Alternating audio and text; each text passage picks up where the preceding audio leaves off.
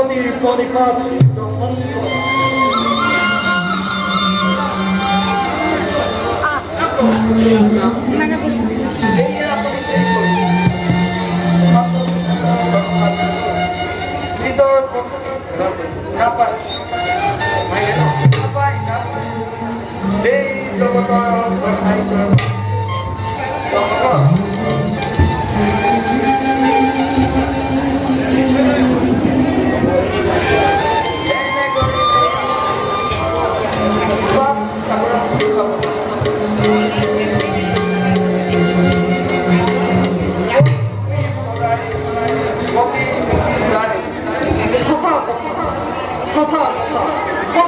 সদাই পথেৰ পূজাৰী আৰু এই জগতত কোনো পত্নীয়ে পতিৰ পূজা নকৰে। কিন্তু কোৱাচোন প্ৰিয়ে, এই জগতত কোন পতিয়ে স্বয়ং বৈকুণ্ঠপতি নাৰায়ণক পত্নী হিচাপে পাইছে? বিৰোচনে নাৰায়ণক পত্নী হিচাপে পাইছে তেতিয়া নাৰায়ণ পূজাহে কৰিছে।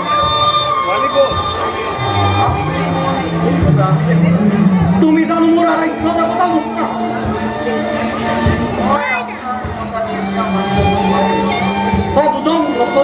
সাৱধান নহবা প্ৰিয়ে।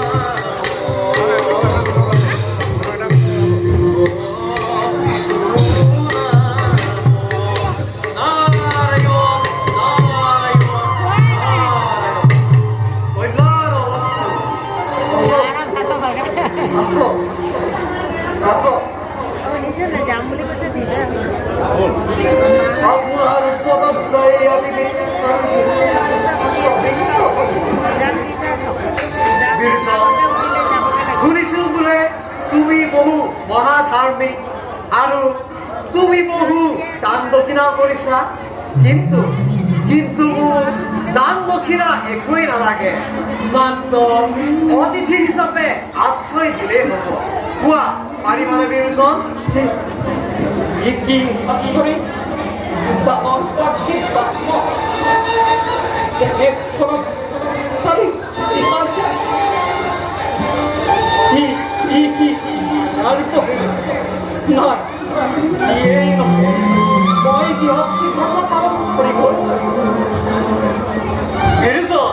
কি ভাবিছা বিৰোচন?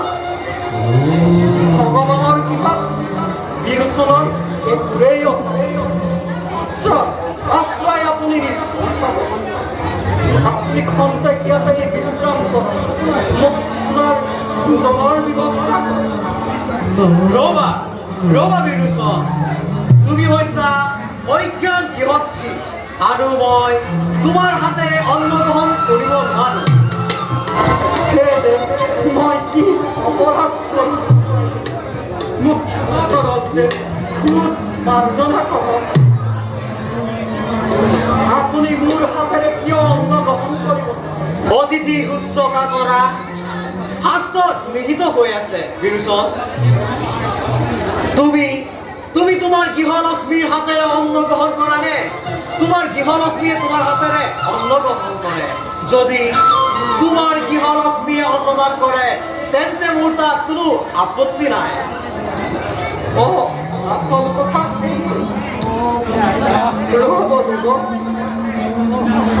আপুনি কোনো চিন্তা নকৰিব। মোক গৃহলক্ষ্মী হাতেৰে আপোনাৰ ভোজনৰ ব্যৱস্থা কৰক। আপুনি ইয়াতে খন্তেক বিশ্ৰাম কৰক।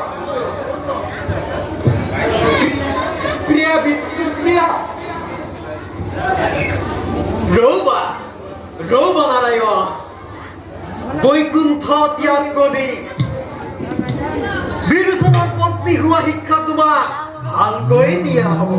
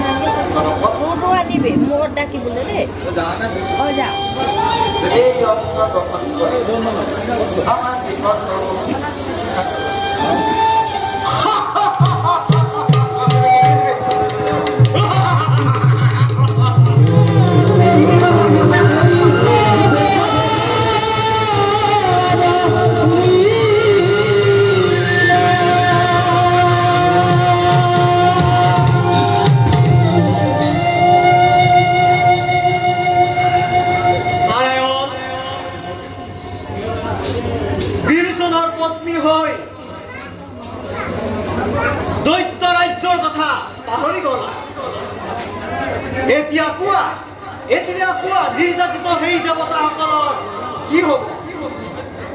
এতিয়া নিমত কিয় নাৰায়ণ? তুমি এজনক লাগি সৃষ্টিত ইমান অধুপতি আনিলা কিয় নাৰায়ণ? তুমি বুজা নাই, ইয়াত এটা ৰহস্য আছে। ৰহস্য আছে আৰু মোক প্ৰবঞ্চনা নকৰিবা নাৰায়ণ। আপুনি দৈত্যৰ ঈশ্বৰ হৈ দৈত্যৰ পত্নী স্বৰূপে জীৱন কটাবলৈ অলপো লাজ নালাগিল নাৰায়ণ? তিৰস্কাৰ নকৰিবা নাৰায়ণ, তুমি বুজিও নুবুজা হৈছা। নাই এই জগতত আৰু কোনো শান্তি নাই। এখন ধ্বংসমুখী জগতত যেতিয়া নাৰায়ণেই মায়ামোহত নিদ্ৰাত অচেতন হৈছে, তেন্তে জগতবাসীয়ে আৰু ইয়াৰ পৰা আশা কৰিব কি? তুমি বুজিও নুবুজা হৈছা কিয়?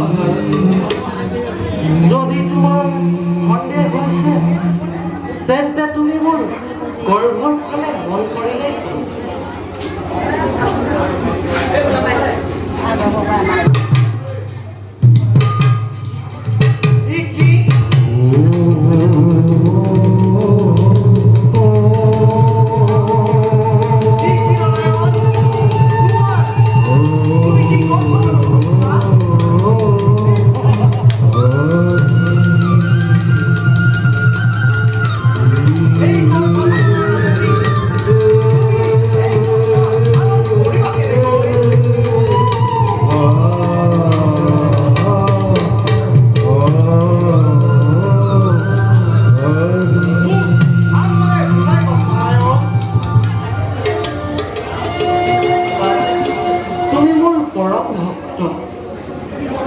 দেৱতাক বিপদৰ পৰা ৰক্ষা কৰিম বুলিয়েই মই গৰ্ভধাৰণ কৰিছো। এই গৰ্ভজাত শিশুৱে দেৱ দানৱৰ মাজত মিত্ৰতা স্থাপন কৰিব। এই শিশুটি বলৱান হ'ব আৰু ৰাজ পৰাক্ৰমী হৈ ৰাজত্ব কৰিব। এই গৰ্ভস্থ শিশুটি মোৰ বাওঁ বাহু ফালি গৰ্ভস্থ কৰাব লাগিব আৰু এই শিশুটিৰ নাম হ'ব বলি।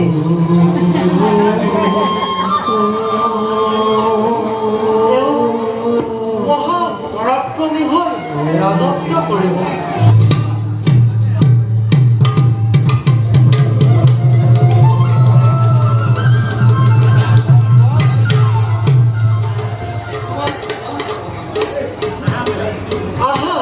পতি তুমি জগতৰ কৰ্তা কৰ্তা ভাৰ গ্ৰহণ কৰিছা গতিকে তুমি মোক সহায় কৰিব লাগিব কব দয়া হয় তোমাৰ অনন্ত মহিমা লোৱা নাৰায়ণ তোমাৰ গৰ্ভত থকা শিশুটি কি ৰূপে ভূমিষ্ঠ কৰা হ'ব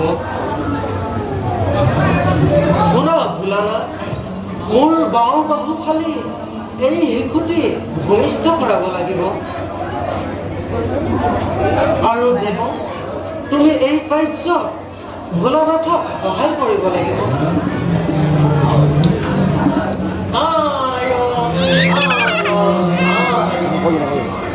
ভাল প্ৰভু বহুত পইচা লৈ আহিছে হয় নি বহুত পইচা আনিছনি হয় নি দেখো দেখো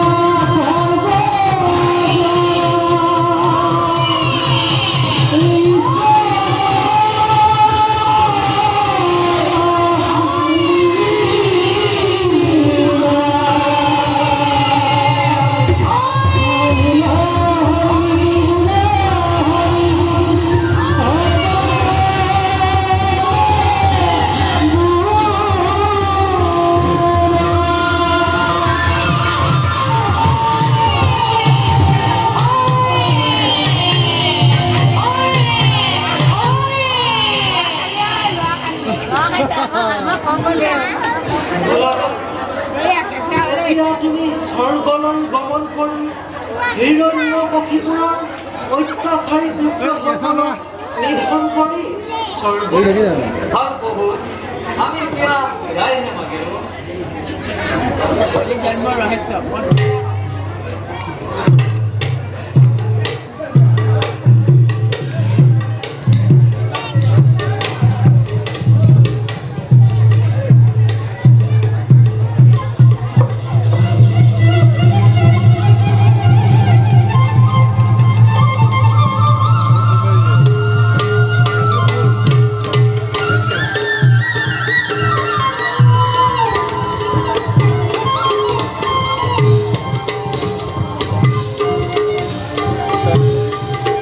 ভিডিঅ' আহিলে ফোন মাৰি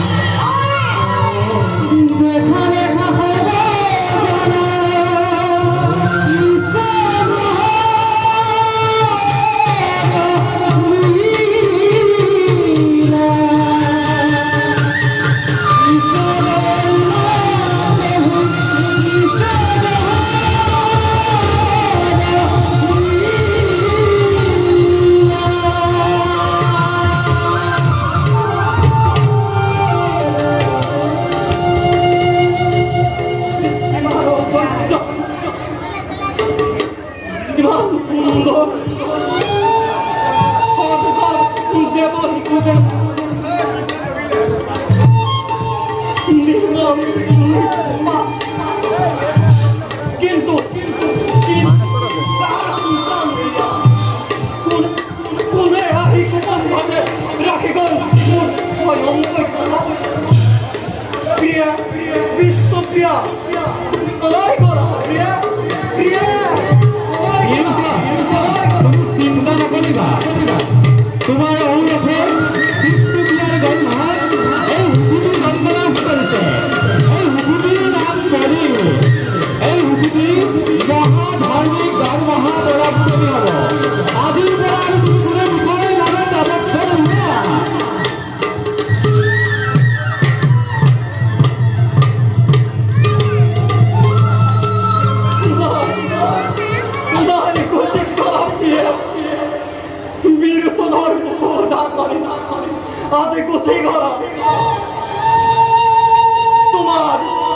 তোমার অবিহনে মই কি ধরে দিয়া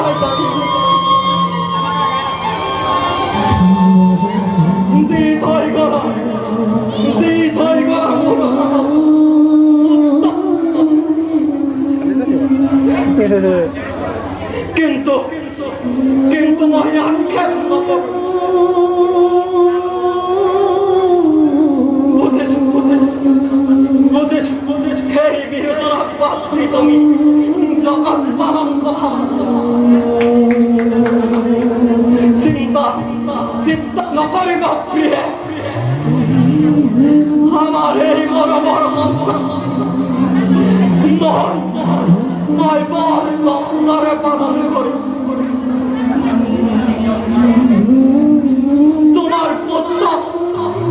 তোমার পুত্র নয় কেটে আপনার অভাব পাবই কেটে